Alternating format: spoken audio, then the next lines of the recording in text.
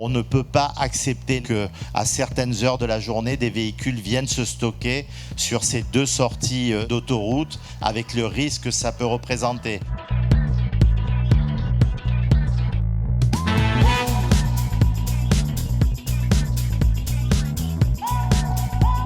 L'objectif principal de ce projet était d'améliorer la sécurité de l'autoroute. Cet équipement est là avant tout pour sécuriser cet échangeur qui en a tellement besoin. C'est un nœud routier connu de tous, d'est en ouest du département et au-delà, et sur lequel les aménagements successifs ont amené toutes sortes d'améliorations et qui avaient besoin d'être réactualisés à ce jour. Deux axes majeurs pour ce type d'équipement, à la fois la fluidification et la sécurité.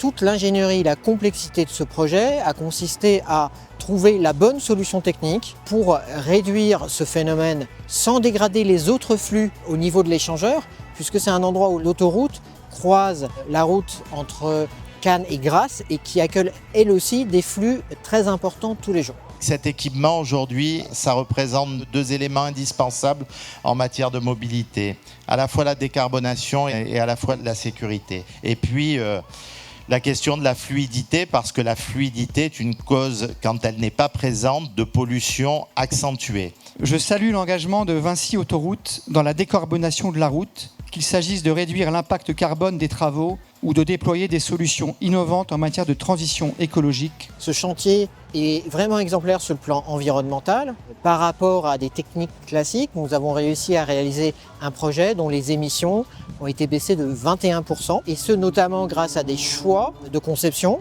Le fait de réaliser des murs en gabion plutôt que des murs en béton, le recours à des bétons bas carbone, le recours à des aciers recyclés, et bien évidemment l'incorporation d'un taux élevé d'enrobés recyclés dans la réalisation des chaussées. Les axes autoroutiers sont un besoin et un confort quotidien indispensable pour la sécurité et le travail de tous. C'est le quotidien de nos concitoyens qui va être amélioré dans ce secteur par cet équipement revisité.